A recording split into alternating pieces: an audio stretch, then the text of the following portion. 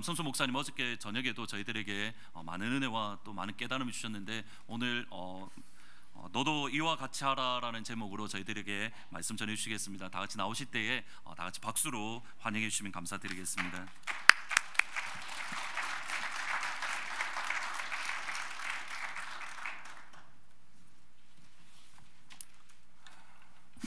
할렐루야. 오늘 주일 아침에 오신 우리 모든 성도님들에게 하나님의 크신 은총과 자비하심의 역사가 가득 넘쳐나시길 주 이름으로 축원합니다. 잘 오셨습니다. 이렇게 뵈니까 너무 반갑습니다. 또 익숙하신 얼굴도 있고요, 또 처음 뵙는 얼굴도 있는데, 제가 어저께 소개를 했는데 아직 저를 모르시는 분을 위해서 잠깐 다시 저를 소개할까요? 원래 목사님 소개해 주시면 더 좋은데 제가 제 소개를 하니까 좀 쑥스럽지만 저는 이제 1997년도에 미국에 와서 곧바로 저 보스턴 북쪽에 있는 고든 커넬 신학교에서 선교학을 공부를 했습니다.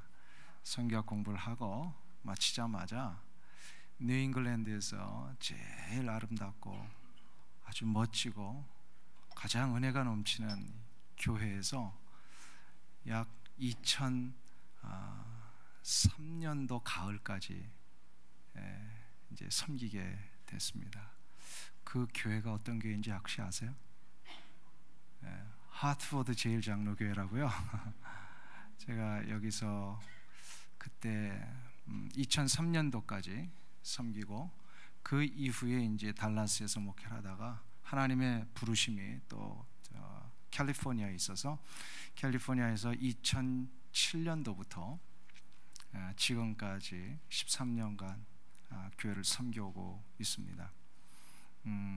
하나님께서 저에게 주신 사명이 있다면은 복음의 역사를 이 이민사회에 어떻게 선포할 것인가, 그리고 이민교회 성도들을 통하여 어떻게 하나님의 복음의 역사를 열방 가운데 전할 것인가, 여기에 마음을 다하여 지금까지 오고 있습니다. 그래서 이번에 선교동원 집회에 저를 불러주신 거 감사하고요, 우리 안 목사님 이렇게 귀한 목회하시는 현장 속에 저를 불러주셔서 함께 동역하며 복음의 역사를 위해 마음을 같이 할 수 있도록 이렇게 기회를 주셔서 감사를 드립니다. 또 우리 장로님들과 함께 모든 성도님들이 저를 이렇게 기쁨으로 환영해 주셔서 진심으로 감사를 하고요.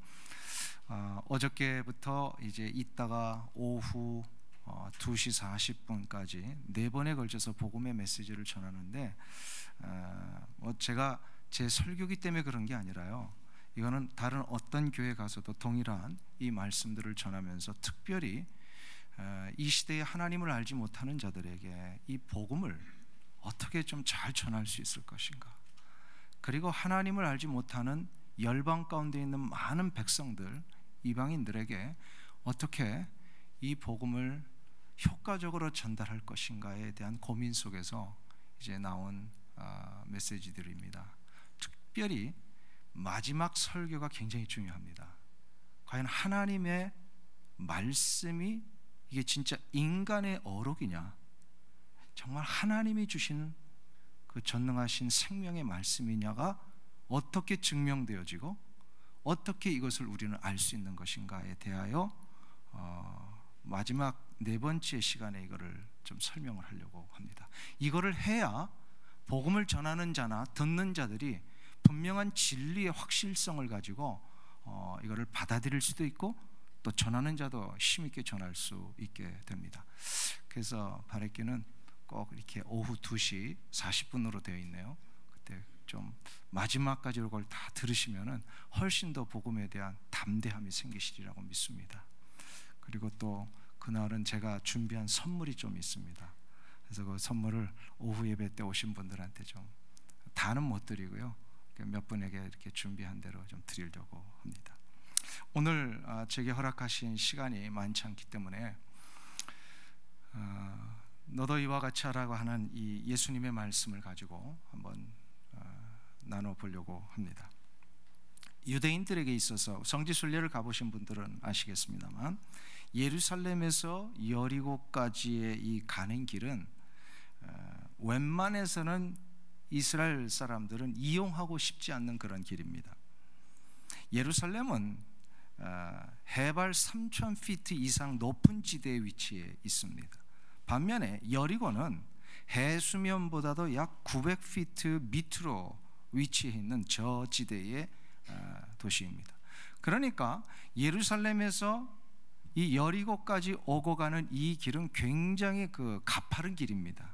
그러니까 웬만한 건강한 사람도 이 길을 오고 가려면 힘이 듭니다.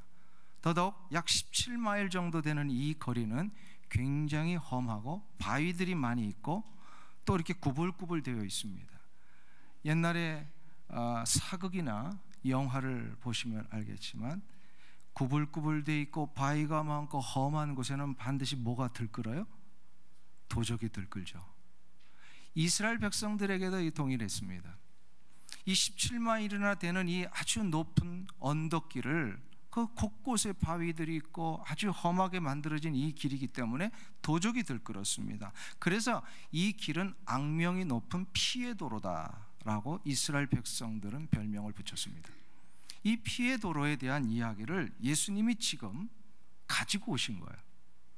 너무나도 악명 높은 이 도로 속에서 일어난 한 이야기를 예수님께서 꺼내십니다. 바로 그 이유는 이웃을 사랑한다라고 하는 것이 무엇인지를 가르쳐 주시기 위하여 여기에서 일어날 법한 일상적인 이야기를 이렇게 가져오신 것입니다. 이제 우리가 이것에 대하여 선한 사마리아 사람의 비유다라고 제목을 붙이고 있습니다. 이 비유에서 주님이 가르쳐 주시려고 하는 이웃을 사랑한다는 게 과연 뭐냐? 이것을 알기 위해서는 세 가지 질문을 우리가 하면서 여기에 답하는 식으로 좀 살펴보면 좋을 것 같습니다. 첫 번째로 우리의 이웃은 누구인가? 이걸 좀 살펴봐야 돼요. 두 번째로 그럼 우리는 이웃을 왜 사랑해야 되는가? 그리고 세 번째로는 이웃을 사랑해야 된다면 어떻게 하는 것이 이웃을 사랑하는 것인가? 이 세 가지를 우리가 좀 살펴보려고 합니다.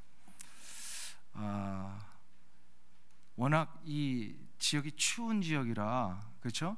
그래서 제가 오늘 아침에 이렇게 쫙 일어나서 보니까 눈이 내려 있는 이 아름다운 이 환경, 여러분들에게는 조금 지겨우실 수도 있는 환경이겠지만 저한테는 너무나도 아름답고 바로 이 맛이야, 이런 풍경이야. 이것 때문에 늘 서부에서도 이거를 동경을 했고 왔는데, 여러분들 오늘 이 주일 아침에 눈길을 이렇게 헤치면서 오신 이 아침이 감사하십니까? 아니면 그냥 할 수 없이 오셨습니까? 감사하세요? 예, 믿음대로 될지어다. 이게 얼마나 감사하신 상황인지 너무 익숙해 있고 많이 누리면 잘 모르십니다. 그런데 이거는 굉장히 하나님의 축복이에요. 왜 저렇게 아름다운 눈을 통하여 저 아름다운 햇살을 우리 가운데 비치게 하셨을까? 바로 빛이신 하나님이 얼마나 놀라운 분이신가를 우리에게 오늘 아침에도 가르쳐 주시는 거예요. 이렇게 눈을 통하여 비춰지는 아침의 햇살도 아름다운데 빛의 근원 되신 하나님이 얼마나 우리의 삶 가운데 아름답고 복된 일들을 이루어 주실까? 기대가 안 되십니까? 익사이팅 하지 않으세요? 주일 아침마다 그냥 이런 어떤 기대와 감격 속에 하나님을 만날 수만 있다면 우리는 그 놀라운 하나님의 은총의 역사를 2배, 3배 훨씬 더 많이 누리며 살게 될 줄로 믿습니다. 아멘. 그런 의미에서 오늘 하나님이 우리에게 주시고자 하는 뜻이 무엇인가를 좀 이렇게 열망하시고, 조금 이제 히타가 들어와서 이제 노릇노릇해지면 어떻게 되죠? 좀 졸리기도 하고. 그래서 저는 그 히타를, 캘리포니아는 히타를 아예 없습니다. 히타가 캘리포니아 히타가 필요 없는 나라예요. 근데 여기는 이제 히타를 아주 최고로 올리셔야 되는데 조금 줄이셔도 될 것 같습니다. 네. 이렇게 조금 이렇게 긴장을 해야 되니까. 왜냐하면 지금 제가 굉장히 더워요. 그러니까 조금만 좀 줄여주시면 감사하겠습니다. 자, 그러면 본문으로 다시 들어가세요. 첫 번째 질문입니다. 이웃은 누구인가? 우리의 이웃은 누구인가? 예수님 당시에 랍비들의 율법 해석에 의하면 누구든지 이웃이 될 수 있는 것이 아니었습니다. 유대인들의 개념 속에는요, 이웃과는 굉장히 아주 스트릭합니다. 그게 뭐냐면 이웃을 생각할 때 모든 관계의 중심에는 자기 자신이 있습니다. 그러니까 이웃간을 생각을 하면은 이게 그림을 한번 그려보시는데 원을 그려보시면 돼요. 그 원의 중심에 자기 자신이 있고 그 다음 원에는 바로 나의 가족이 있고 그 다음 원에는 나의 친척과 친구가 있고 그리고 그 다음 원에는 자기의 혈통과 같은 유대인들이 있습니다. 그러니까 중심에서 나와 가족과 친지와 그 다음에 유대인으로 구성되어 있고요. 더 이상 이웃은 없습니다. 이게 유대인들의 개념이에요. 그러니까 유대인들은 유대인 넘어서는 전혀 이웃에 대하여 생각하지 않는다라는 겁니다. 이거를 자기중심적인 이웃간이다 이렇게 얘기를 합니다. 그런데 지금 예수님께서 오늘 우리에게 말씀하시는 이웃과는 여기에는 전혀 정반대되는, 전혀 생각하지도 못했던 또 다른 이웃간을 얘기를 하십니다. 그게 바로 뭐냐면 타인 중심의 이웃간이에요. 이웃이라고 할 때 유대인들은 나와 실제적인 관계가 있는 자여야만 이웃이라고 생각을 한 거예요. 근데 예수님께서 오늘 이 선한 사마리아 사람의 비유에서 말씀을 하시는 이웃은 나와 관계 있느냐 없느냐로 결정되는 것이 아니라 이웃은 이미 결정되어 있다라는 겁니다. 그 결정되어 있는 이웃이 누굴까요? 바로 결론부터 먼저 말씀드릴게요. 하나님의 형상대로 지음받은 자 중에서 아픔과 절망과 탄식 가운데 헤매고 있는 자가 이웃이다라고 하는 것이 이미 이거는 결정되어 있다라는 겁니다. 그러니까 예수님의 어프로치는 전혀 다르시죠. 그래서 주님이 한 율법사가 주님에게 물어보았죠. 주님, 그러면 나의 이웃이 누구입니까? 라고 오늘 36절에서 물어봤어요. 거기 한번 다시 보세요. 36절 말씀.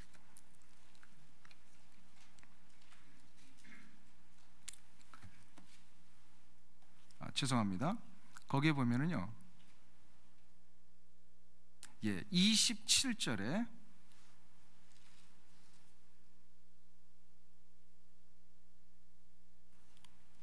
29절에 보면 그 사람이 자기를 옳게 보이려고 예수께 여짜오되 그러면 내 이웃이 누구오니까.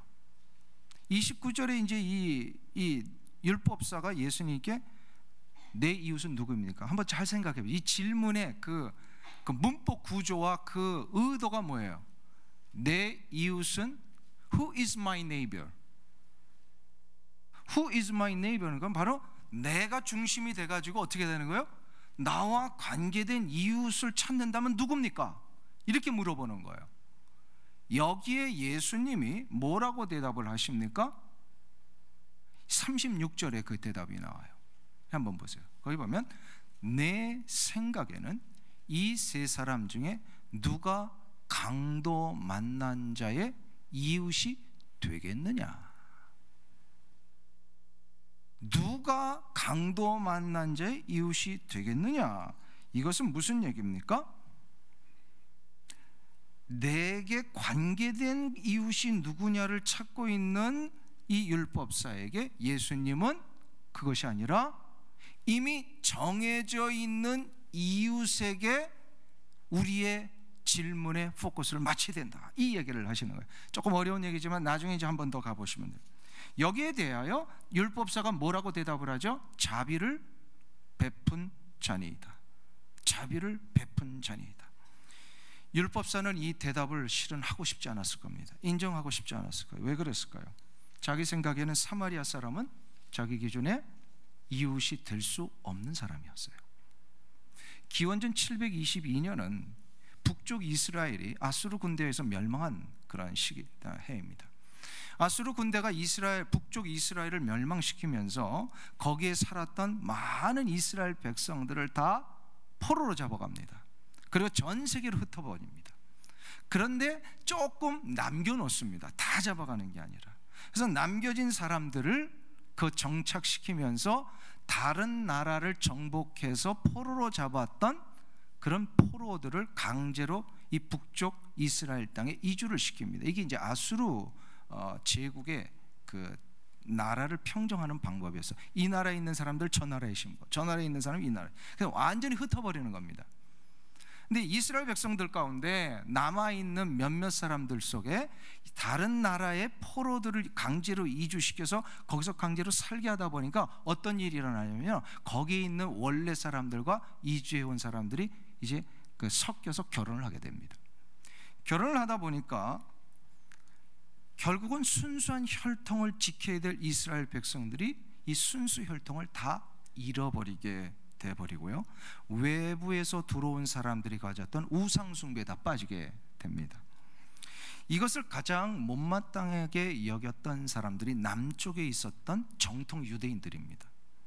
남쪽 유대도 나중에 이제 582년 기원전 582년 전에 바벨론 포로로 잡혀갔다가 약 70년 만에 바벨론 포로에서 저들이 다 돌아왔을 때에 이제 저들이 예루살렘을 건축을 하기를 시작하고 예루살렘 성전을 재건을 합니다. 성전 재건은 뭐죠? 이스라엘 백성들에게 있어서 가장 중요한 구심점입니다. 아이덴티티입니다. 자기들의 정체성이에요. 그렇기 때문에 이 이스라엘 모든 유대인들이 이제 포로로 돌아와서 예루살렘 성전을 건축을 하는데, 이 일에 북쪽에 있었던 혼혈 백성들, 이거는 남아서 다른 민족과 피가 섞여 있는 혼혈 백성들, 소위 말해서 사마리아 사람들입니다. 이들이 남쪽에 있는 예루살렘 성전 건축하는데 우리도 돕겠다 이렇게 얘기를 합니다. 근데 이 정통 유대인들의 입장에서 보면 이것은 도저히 받아들일 수 없는 일이었어요. 왜냐하면 순수한 혈통을 이어받지 못한 자들이 이 성전에 들어오는 것은 성전을 더럽히는 것이었습니다. 그래서 아주 노골적으로 모욕 가운데 거부를 합니다. 나는 너희들하고 상대할 수 없다. 이때 기분 나빠가지고 사마리아 사람들이 자기들 스스로 그리심산이라고 하는 것에다가 성전을 건축을 합니다. 그러니까 이 그리심산에도 성전이 있고 예루살렘에도 성전이 있으니까 유대인들의 입장에서 이게 자존심이 허락을 안 하는 거예요. 우리 성전이 두 개 있을 수가 없다. 하나여야 된다. 그래가지고 많은 갈등 속에 오다가 주전 128년경에 남쪽에 있는 유대인들이요 북쪽을 쳐들어가가지고요 북쪽에 있는 그리심산의 성전을 다 파괴해버립니다. 이거 아주 민족적인 갈등이 일어났죠. 그러니까 이 사마리아 사람들이 자기들을 무시하는 것도 기분 나쁜데 성전까지 파괴를 해버리니까 도저히 못 참는 거예요. 결국 저들이 참다가 한 100년 정도 지났을 때 AD 약 8년경에 복수의 길을 찾습니다. 그래가지고 남쪽에 저들이 내려와서 유월절 축제를 벌이고 있었던 예루살렘 성전에서 그날 밤 몰래 죽은 사람들의 뼈를 이 성전에 다 뿌려버리고 도망을 칩니다. 그러니까 모독을 한 거죠. 결국 이 1년에 수백 년 동안 내려오는 과정 속에 사마리아 사람들과 남쪽 유대 사람들은 더 이상 건널 수 없는 강을 건너버리고 원수지간이 되어버립니다. 그래서 유대인들과 사마리아 사람은 서로 상종을 하지 않고요, 유대인들은 사마리아 사람들을 개, 돼지로 취급을 했습니다. 그래서 유대인들이 회당 때에 예배를 드릴 때마다 어떻게 하면 저주를 했어요. 예배 시간에 누구를 저주를 했어요? 사마리아 사람들 저주를 해요. 예배 시간에 이런 거 하면 돼요, 안 돼요? 하나님, 저 인간을 좀 다리 몽둥이를 부러뜨려 주옵소서, 이런 기도하면 돼요, 안 돼요? 안 되잖아요. 이거는 하나님 앞에 드리는 예배가 아니에요. 근데 유대인들은 그렇게 했어요. 그러니까 그때의 상황이 얼마나 심각한 상황인지 우리가 아시겠죠. 이런 원수 관계에 있었던 사마리아 사람인데 예수님이 지금 그런 사마리아 사람을 이야기의 주인공으로 등장을 시키신 거예요. 이거는 유대인들의 입장에서 보면 굉장히 충격적인 얘기고요, 혁명적인 얘기입니다. 어떻게 저런 유대인이 이야기의 주인공이 될 수, 그것도 제사장도 모른 채 하고 레위인도 모른 채 하고 지나갔던 그런 강도 만난 자를 도와주는 아주 좋은 인물로 소개가 될 수 있느냐. 이 말씀의 결론에 대하여 율법사는 실은 받아들이고 싶지는 않았습니다. 그러나 지금 주님은 이 일을 통하여 한 가지를 바꿔주시는 거예요. 이웃의 개념을 바꿔주십니다. 자꾸 유대인들은 내 이웃이 누구냐, 나와 관계된 사람이 누구냐, 나와 실질적인 이익관계가 있어야만 이웃이라고 생각했던 유대인들에게 지금 너희들이 이웃을 잘못 생각하고 있다. 이웃은 더 이상 너희들의 혈통이나 지역적인 개념으로 이웃을 말하는 것이 아니라 이웃은 하나님의 형상대로 지음받은 모든 자가 나의 이웃이 되어야 한다. 아멘? 하나님의 형상대로 지음받은 모든 자들이 나의 이웃이라는 겁니다. 그러니까 나와 관계가 없어도, 나와 혈통적인 무슨 유대 관계가 없어도, 우리 공동체 안에 들어오지 않아도 다 우리의 이웃이 되어야 한답니다. 이것이 제일로 힘든 민족이 딱 두 민족이 있죠. 어떤 민족이라고요? 첫 번째로 유대 민족이 이거 제일 힘들어해요. 저들은 유대인이 아니면 상종을 안 했잖아요. 근데 또 한 민족이 있어요. 이거 제일 힘들어하는 민족. 어떤 민족일까요? 한국 민족. 우리는 어떻게든 뭔가 이렇게 유대가 없으면요, 이게 관계를 안 하냐. 그래가지고 어떻게든 무슨 학견을 찾고 지연을 찾고 하다못해 군대에서 서로 스쳐 지나간 것까지도 이렇게 인연을 맺어가지고 이렇게 하려고 그러잖아요. 근데 지금 예수님은 그런 게 아니라는 거예요. 우리 이웃이 누구입니까? 이 하트포드 지역을 중심으로 해서 한번 보겠습니다. 우리 이웃은 누구입니까? 하트포드 제일 장로교 안에 있는 우리 성도들만이 이웃입니까? 아니죠. 지금 주님은 그걸 얘기를 하시는 거예요. 사마리아 사람이 진짜 강도 만난 자의 이웃이 될 수 있었던 이유는 뭐예요? 하나님의 형상대로 지음받은 자 중에서 가난과 아픔과 절망과 탄식 가운데 있는 누군가가 있다면 그들은 분명히 나의 이웃이다라고 하는 것을 지금 가르쳐 주시는 겁니다. 저희 교회 광야선교회라고요, LA 다운타운에서 홈리스를 사역하시는 목사님이 계세요.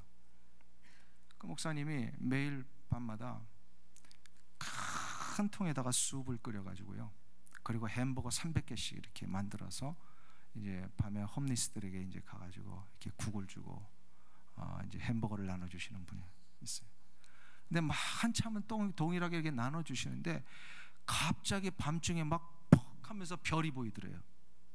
별이 보여. 왜 갑자기 별이 보이는 건 뭐죠? 예, 누군가 한 대 이 주먹으로 이 목사님 한 대 칵 때린 거예요. 그냥 번쩍 하더래요. 아니 도대체 저 사람이 왜 나를 때리는가? 아니 줄 서가지고 이렇게 수프하고 이 햄버거 받으러 온 사람인데요, 알고 봤더니 다른 사람들 햄버거에는 그 패티, 고기가 다 들어가 있는데 자기 거에만 안 들어갔다는 거예요. 그게 기분 나빠가지고 목사님을 한 대 확 때리는 거예요.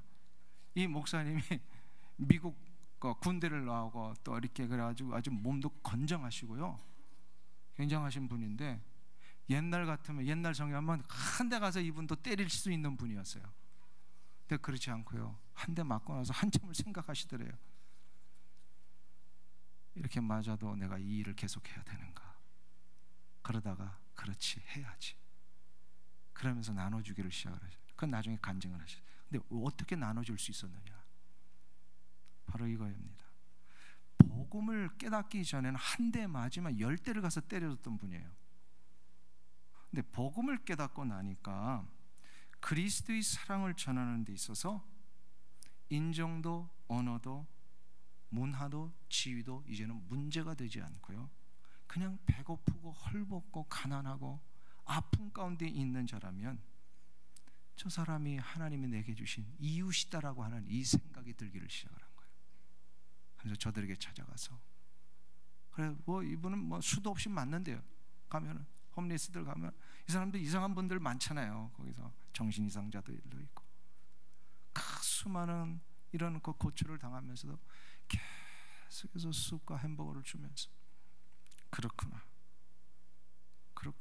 이웃이 누구인지를 제대로 깨달으면 이웃을 향하여 다가가는 우리의 자세가 달라질 수 있습니다. 오늘 이 아침에 이 자리에 앉아 계신 우리 사랑하는 성도님들에게 이웃은 과연 누구인가를 한번 생각해 보시기를 바랍니다. 나와 10년, 20년 같이 사는 자들만이 이웃이 아니라 아직도 전혀 한 번도 나를 만나보지도 못했던 그 누군가가 하나님의 형상대로 지음받았는데 그가 가난과 고통과 아픔 가운데 처하여 있다면 지금 예수님의 말씀의 근거에서 보면 그 사람이 나의 이웃입니다. 자, 그럼 두 번째 질문을 해야죠. 그러면 저들을 왜 사랑해야 합니까? 저런 이웃을 왜 우리는 사랑해야 합니까? 이게 이제 오늘 본문에서 아주 중요한 부분입니다. 왜 저들을 가서 돌봐야 합니까?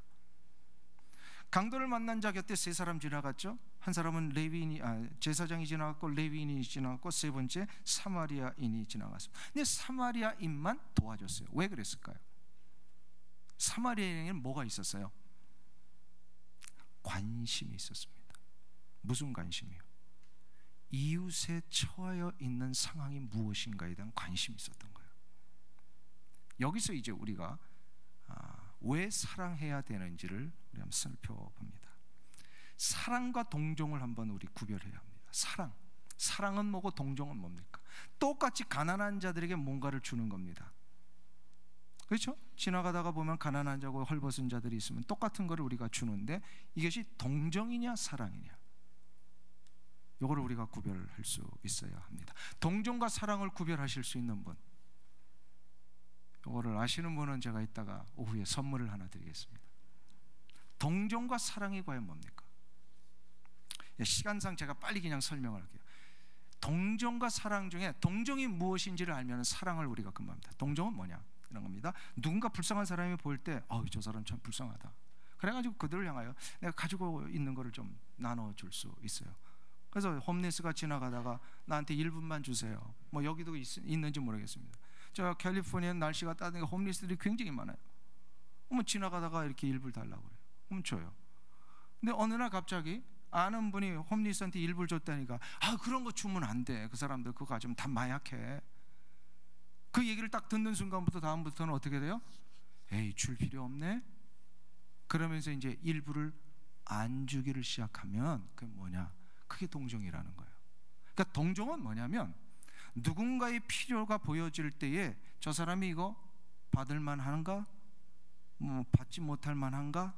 이런 거 판단하면서 나의 감정과 의지 속에 상대방을 주고자 하는 것 혹은 주지 않고자 하는 것이 나에게 있어서 결정이 되는 거예요.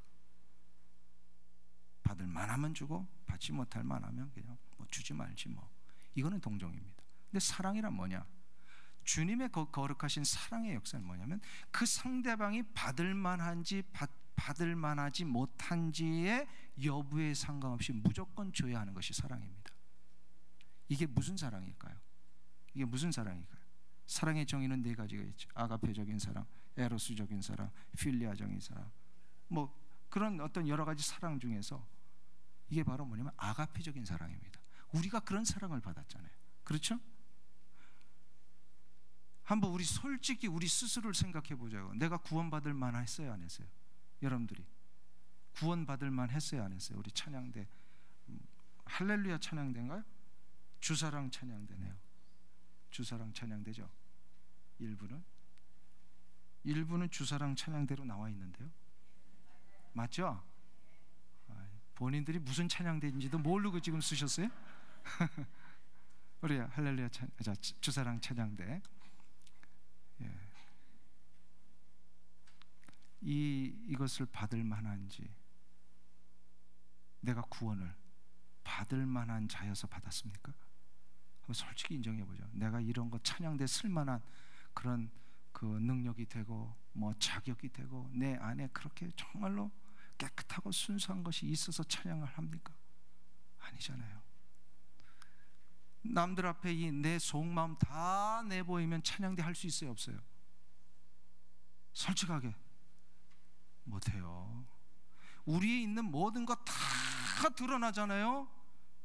그러면 여기서 얼굴 들고 우리 신앙생활 할 수 있는 사람 얼마나 될까요? 근데 하나님은 그거를 다 아세요, 모르세요? 아시잖아요.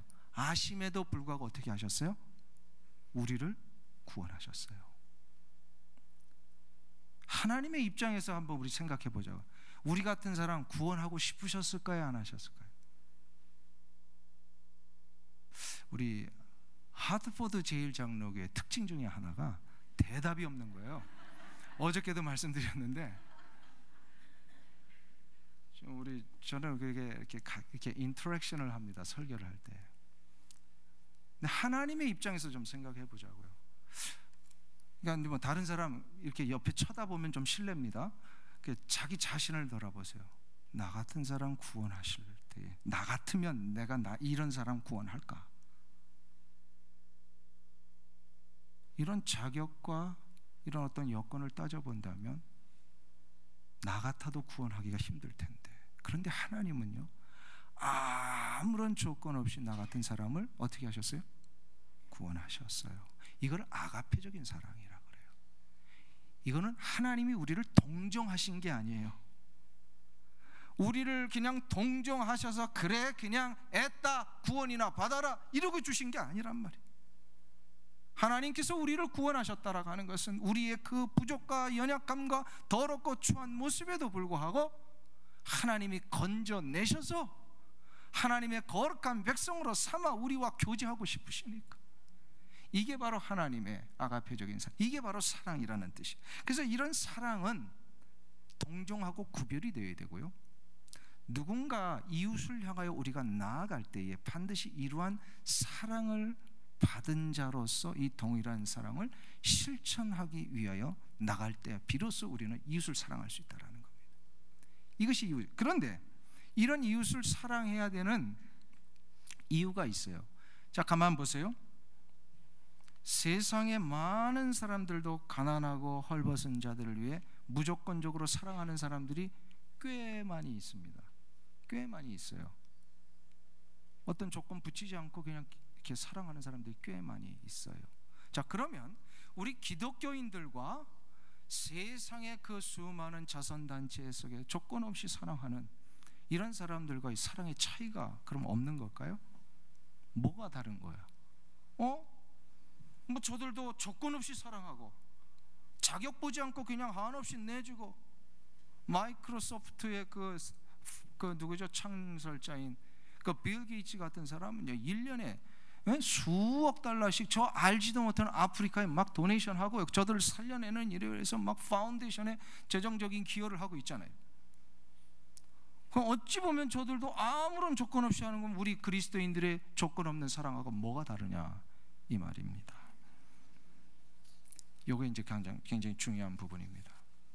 요거 우리가 정리 못하면, 자칫 잘못하면 우리도 그냥 자선 사업하는 것으로 끝날 수 있습니다. 대답을 한번 해보겠습니다. 세상 사람들이 조건 없이 하는 사랑과 우리 그리스도인들이 조건 없이 하는 사랑은 같은 거예요, 틀린 거예요? 어떤 분은 같은 거, 어떤 분은 틀린 거. 같은 거예요, 틀린 거예요? 왜 틀립니까? 네? 하나님을 끝까지 좀 명확하게 끝까지 명확하게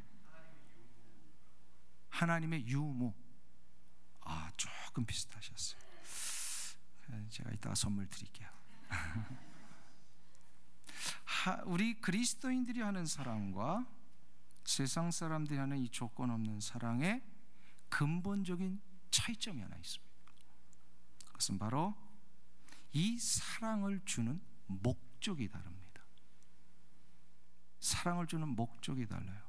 세상 사람들은 이 자선 사업과 한없이 주는 이 사랑을 통하여서 얻어내는 목적이 뭐냐면 자기 위안입니다. 내가 그래도 이 정도는 하는 사람이야. 나는 그래도 이 정도를 할 수 있어. 그리고 이 정도는 해야 돼. 내가 인간으로 산다면. 이것이 세상 사람들입니다.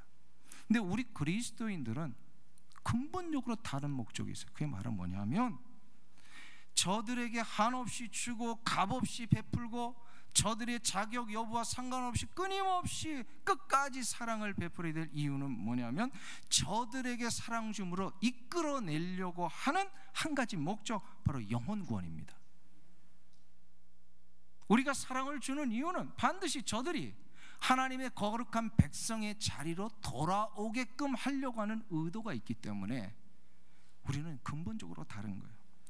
만일에 이것이 없으면요, 저들을 하나님의 거룩한 백성의 자리로 끌어내려고 하는 이런 의도가 없고 목적이 없으면 세상 사람이나 우리나 다 똑같이 그냥 휴머니즘에 빠지는 거예요. 자선사업가로 끝나버립니다. 이거 없으면요, 선교 가서 자칫 잘못하면요 그냥 자원봉사하고 오시는 분들이 있어요. 선교 가서도요 이런 목적 없이 그냥 가서 봉사만 하고 막 열심히 그냥 뭐 땅 파고 뭐 그러다가 돌아오면요, 그거는 세상 사람들이 하는 자원봉사하고 똑같은 거예요. 우리는 다른 한 가지가 있어요. 뭐예요? 땀을 흘리고 똑같이 땅을 파고 저들에게 의료 봉사하고 먹을 걸 나눠주면서도 다른 한 가지는 이것을 통하여 저들이 하나님의 거룩한 백성의 자리로 돌아오게 하려고 하는 의도가 있는 거예요. 이것이 세상과 다른 아주 중요한 겁니다. 조금 시간이, 목사님 몇 시까지 하시죠? 45분까지 제가 설교를, 몇 년 전에 북한에 이제 컨퍼런스가, 북한 선교에 대한 컨퍼런스가 있어가지고요 참석한 적이 있는데, 그때 북한 선교를 담당하셨던 목사님이 보고를 하는데, 북한 선교의 성공 여부는 북한 사람들의 자존심을 건드리지 않고 선교를 하는 겁니다. 자칫 잘못하면 자존심 건드리고 나면 선교가 뭐고 이제 완전히 저들은 그냥 막 열을 받쳐가지고요 그냥 완전히 모든 걸 다 스탑 시켜버린다는 거예요. 그래가지고 이걸 아는데 한 번은 남북 이제 나눔 선교회에서 한국에 북한을 이제 이렇게 돕기 위하여 수 없는 이게 식량의 원조를 위해서 라면을 보내는 운동을 했었습니다. 라면을 전달하게 됐는데 이게 다 이제 막 선착장에서 이게 컨테이너에 싣고 선적에서 떠나려고 하는데 북한에서 연락이 왔어요. 갑자기 연락이 왔는데 라면 봉지를 다 벗겨낸 것만 받겠습니다. 그랬다는 거예요. 라면 봉지를 다 벗겨낸 것만 받겠다는 거예요. 왜 그랬을까요? 자존심 상하는 거예요. 한국의 삼양라면, 뭐 농심 이런 것들이 이렇게 포장지가 다 되어 있으면 남한에서 온 구제품이라고 하는 것을 모든 북한의 주민들이 알려지니까 당국의 입장에서 자존심이 상하는 거예요. 그래서 통보가 와서 이거 벗겨서 보내지 않으면 우리는 안 받겠다라고 하는. 그래서 책임자들이 모여가지고요 회의를 합니다. 이거 이렇게까지 해서 보내야 되는가?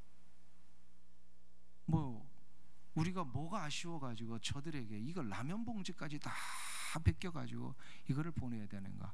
이거를 오랫동안 회의를 했습니다.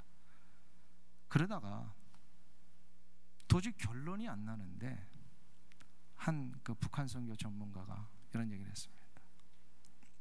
라면 봉지를 벗겨서라도 저들이 이거를 받아서 우리가 의도하고 있는 하나님의 사랑의 역사가 그리고 복음이 전달될 수만 있다면 합시다. 하나님의 복음이 전달될 수만 있다면 합시다. 여기에 모두가 다 더 이상 논쟁 끝. 그리고 라면 봉지 벗겨서 선척하고 보내는데 다시 한 달이 더 걸려야 돼. 다 일일이 뜯어야 되는 거예요. 그걸 다 다시 또 비닐봉지에 그냥 깨끗한 거에 싸가지고 수천 톤인데요. 그걸 제가 여러분들에게 한번 여쭙고 싶습니다. 이렇게까지 해서 도와야 됩니까? 아니면 그냥 대충 관둬도 되는 겁니까? 지금 주님께서 그 얘기를 하시는 겁니다. 이 비유 속에서 과연 우리 이웃이 헐벗고 가난했을 때는 우리가 그를 통하여 하나님의 사랑의 자리로 돌아오고 복음의 자리로 돌아올 수만 있다면 우리는 끝까지 해야 한다는 것입니다. 해야 합니다. 왜 우리는 이웃을 사랑해야 된다고요? 사랑의 목적이 하나 있다는 거예요. 뭐 하는 거예요? 저들이 하나님의 거룩한 백성의 자리로 돌아오게끔 만드는 이 목적, 이거를 잊지 않아야 된다는 겁니다. 이것이 선교의 굉장히 중요한 부분입니다. 선교를 그래서 잘못하면 자원봉사로 끝납니다. 전도를 잘못하면 그냥 지역, 로컬 지역 섬기는 일로 끝날 수 있습니다. 그러나 우리는 한 가지를 꼭 기억해야 합니다. 섬기고 사랑하고 베풀고 다가가는 이유는 저들을 하나님의 거룩한 자리로 이끌어내려고 하는 의도가 있어야 합니다. 이게 이제 이웃을 사랑해야 될 이유입니다. 자, 그럼 마지막 세 번째로 이웃을 사랑하기 위해서는 어떻게 해야 합니까? 한번 따라하겠습니다. 아는 것으로 끝나지 말고 아는 것을 그대로 실천에 옮겨야 한다. 예수님이 이것을 비유 속에 말씀하십니다. 아는 것으로 끝나지 말고 실천해 옵니다. 완벽한 대답을 했습니다. 율법사가 예수님이 물어봤죠. 그러면 너는 이 중에 강도 만난 자 누가 이웃이 되겠느냐? 이렇게 물어보셨을 때 율법사가 뭐라고 대답합니까? 37절을 한번 보세요. 10장 37절 말씀 우리 다 같이 한 목소리로 읽겠습니다. 내 생각에는 37절이요. 이르시되 자비를 베푼 자니이다. 예수께서 이르시되 가서 너도 이와 같이 하라. 아멘. 중요한 것은 답을 하는 것이 아니라 알고 있는 그 답을 그대로 실천하는 것입니다. 정답대로 살라는 겁니다. 정답을 아는 것이 중요하지 않습니다. 물론 중요합니다. 정답을 잘 알아야 살죠. 그러니까 아는 것으로 끝나지 말고 어떻게 해요? 정답대로 살아야 한다. 그래서 야고보 사도는 야고보서 2장 17절에서 행함이 없는 믿음은 죽은 믿음이다. 이건 다른 말로 얘기하면 아무리 정답을 알고 있어도 정답대로 살지 않으면 그 정답은 죽은 정답이다라는 겁니다. 그래서 진정한 경건은 야고보 사도가 다시 말씀하시죠. 진정한 경건은 뭐라 그랬어요? 고아와 과부를 돌보고 세속에 물들지 아니하는 것이다. 고아와 과부를 돌보고 세속에 물들지 아니하는 것, 이게 진짜 경건이라는 거예요. 우리는 경건에 대한 너무 잘 알고 있습니다. 그렇죠? 경건이 뭔지를 잘 알고 있습니다. 하나님을 바르게 섬기고 이웃을 향하여 사랑을 해야 되고 아프고 가난한 자들이 있으면 돌봐야 되고 다 알고 있습니다. 정답을 알고 있습니다. 그러나 정답을 아는 것으로 끝나지 말고 어떻게 하라는 거예요? 그대로 이와 같이 살라. 예수님이 이게 얼마나 중요하셨는지요. 28절에서도 똑같이 얘기를 하십니다. 두 번을 반복을 하신 거예요. 예수께서 이르시되 내 대답이 옳도다. 이를 행하라. 그러면 살리라. 이를 행하라. 그리고 37절에서도 똑같이 말씀하십니다. 가서 너도 이와 같이 하라. 예수님께서 마태복음 5장, 6장, 7장에서 산상수훈을 말씀하시다가 맨 마지막에 결론 속에서 예수님의 그 산상수훈은 뭐죠? 우리 이 인간들이 이 땅에 사는 동안에 하늘의 백성처럼 어떻게 살아야 될 것인지에 대한 굉장히 중요한 말씀들을 주셨어요. 산상수훈. 그래서 5장 1절부터 심령이 가난한 자는 복이 있나니 천국이 저일 것이며 애통하는 자는 복이 있나니 하면서 계속해서 하나님의 백성들이 살아야 될 귀한 삶의 진짜 정답들을 가르쳐 주셨어요. 근데 예수님이 마지막 7장에서 뭘 얘기를 하시면 비유를 하나 얘기를 하십니다. 무슨 비유죠? 누구든지 이 말을 듣고 행하는 자는 그 집을 반석 위에 지은 지혜로운 사람 같으리니 하면서 비가 내리고 창수가 나도 반석의 집을 짓는 자는 무너지지 아니한다. 반석의 집을 짓는 게 뭐죠? 말씀대로 사는 자를 얘기를 합니다. 결국 아는 말씀을 실천해내는 자만이 생명의 역사를 이루어낼 수 있다는 겁니다. 아무리 사랑에 대해서 많이 알아도 사랑이 진짜 무엇인지 이 정답을 알고 있어도 그 사랑을 삶에서 실천하지 않으면 그 사랑은 죽은 사랑이라는 겁니다.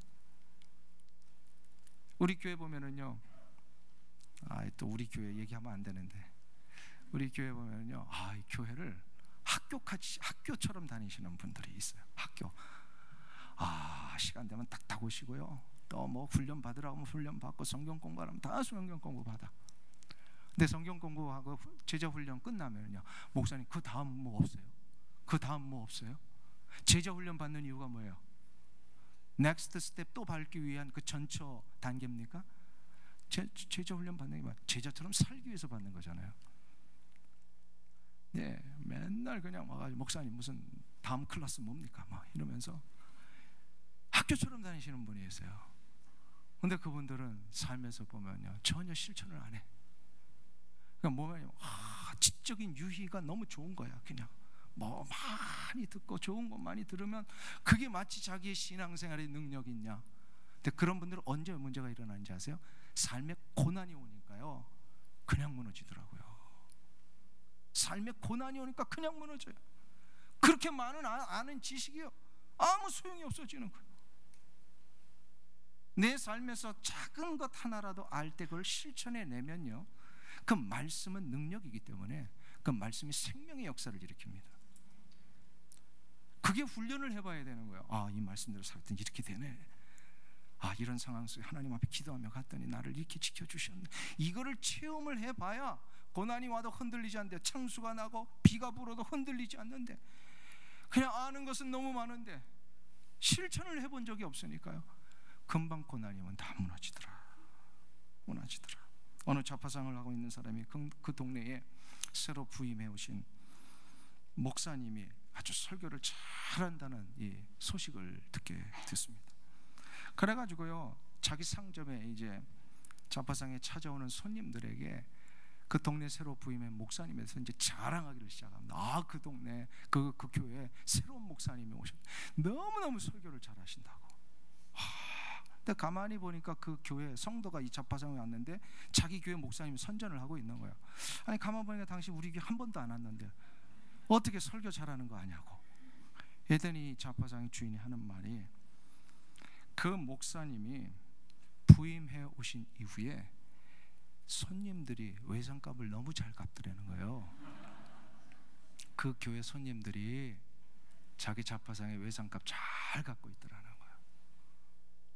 무슨 얘기죠? 하나님의 말씀대로 실천하고 있는 자에게는요, 능력이 나타납니다. 세상에 대한 영향력이 달라집니다.